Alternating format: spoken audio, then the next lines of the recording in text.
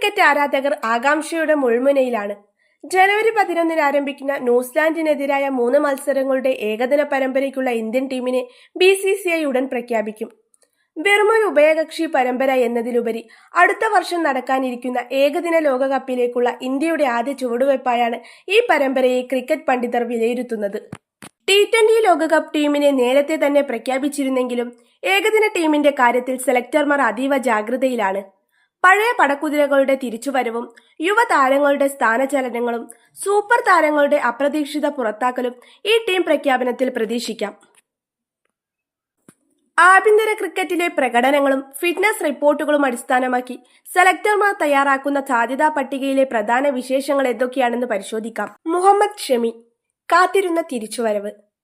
ഈ ടീം പ്രഖ്യാപനത്തിലെ ഏറ്റവും വലിയ ആകർഷണം ഇന്ത്യൻ പേസ് ബൗളിംഗിന്റെ കുന്തമുനയായ മുഹമ്മദ് ഷമിയുടെ തിരിച്ചുവരവായിരിക്കും. ICC ചാമ്പ്യൻസ് ട്രോഫി ഫൈനലിന് ശേഷം ഇന്ത്യൻ ജേഴ്സിയിൽ കാണാതിരുന്ന ഷമി നീണ്ട ഇടവേളയ്ക്ക് ശേഷം ടീമിലേക്ക് മടങ്ങിയെത്താൻ ഒരുങ്ങുകയാണ്. പരിക്കും വിശ്രമവും കാരണം ടീമിൽ നിന്ന് വിട്ടുനിന്ന ഷമിയുടെ അഭാവം പല നിർണായക മത്സരങ്ങളിലും ഇന്ത്യ അറിഞ്ഞിരുന്നു. BCCI വൃത്തങ്ങളെ ഉദ്ധരിച്ച് NDTV റിപ്പോർട്ട് ചെയ്യുന്നത് പ്രകാരം ഷമിയെ ടീമിലെടുക്കുന്ന കാര്യത്തിൽ സജീവമായ ചർച്ചകൾ നടക്കുന്നുണ്ട്. ഒരേയൊരു കടമ്പ അദ്ദേഹത്തിന്റെ ഫിറ്റ്നസ് മാത്രമാണ്. ആഭ്യന്തര ടൂർണമെന്റുകളിൽ ഷമി നടത്തിയ പ്രകടനങ്ങൾ ടീം മാനേജ്മെന്റ് സസൂക്ഷ്മം നിരീക്ഷിക്കുന്നുണ്ട്.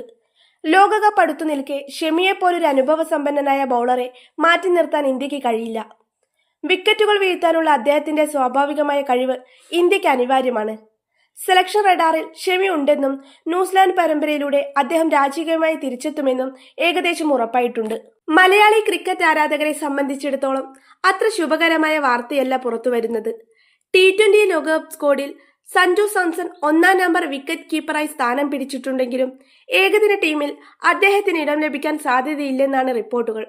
സഞ്ജുവിന് പകരം വിക്കറ്റ് കീപ്പർ ബാറ്ററായി ഇഷാൻ കിഷൻ ടീമിലെത്താനാണ് സാധ്യത. T20 പരമ്പരയിലും ലോകകപ്പ് സ്ക്വാഡിലും ഇതിനോടകം ഇടം പിടിച്ച ഇഷാൻ ഇപ്പോൾ മികച്ച ഫോമിലാണ്. ഋഷഭ് പന്തിനും സഞ്ജു സാംസണും മുകളിൽ ഇഷാന് സെലക്ടർമാർ മുൻഗണന നൽകുന്നു എന്നത് ശ്രദ്ധേയമാണ്. ഇടംകൈയ്യൻ ബാറ്റർ എന്ന ആനുകൂല്യവും ഇന്നിംഗ്സ് ഓപ്പൺ ചെയ്യാനും മധ്യനിരയിൽ കളിക്കാനുമുള്ള കഴിവും ഇഷാന് തുണയാകുന്നു. ഋഷഭ് പന്തും ടീമിൽ നിന്ന് പുറത്തായേക്കും എന്നാണ് സൂചന. ഏകദിന ലോകകപ്പ് പദ്ധതികളിൽ സഞ്ജുവിനേക്കാൾ ഇഷാൻ കിഷനാണ് മാനേജ്മെന്റ് പ്രാധാന്യം നൽകുന്നത് എന്നത് വ്യക്തമാക്കാനായിരിക്കും ഈ തീരുമാനം. സഞ്ജുവിനെ സംബന്ധിച്ചിടത്തോളം ഇത് വലിയൊരു തിരിച്ചടിയാണ്. ഗില്ലിന് കീഴിൽ രോഹിത്തും കോഹ്ലിയും.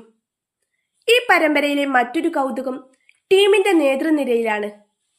പരിക്കേറ്റ് വിശ്രമത്തിലായിരിക്കുന്ന ശുഭ്മാൻ ഗിൽ ക്യാപ്റ്റനായി ടീമിൽ തിരിച്ചെത്തും. T20 ലോകകപ്പിൽ നിന്ന് തഴയപ്പെട്ടെങ്കിലും ഏകദിനത്തിൽ ഗിൽ തന്നെയാണ് ഇന്ത്യയുടെ അമരക്കാരൻ. ഗില്ലിന്റെ ക്യാപ്റ്റൻസിയിൽ കളിക്കാൻ മുതിർന്ന താരങ്ങളായ രോഹിത് ശർമ്മയും വിരാട് കോഹ്ലിയും ടീമിലുണ്ടാകും. അടുത്തിടെ നടന്ന വിജയ് ഹസാരെ ട്രോഫിയിൽ രോഹിത്തും കോഹ്ലിയും നടത്തിയ തകർപ്പൻ പ്രകടനമാണ് അവരുടെ സ്ഥാനം ഉറപ്പിച്ചത്.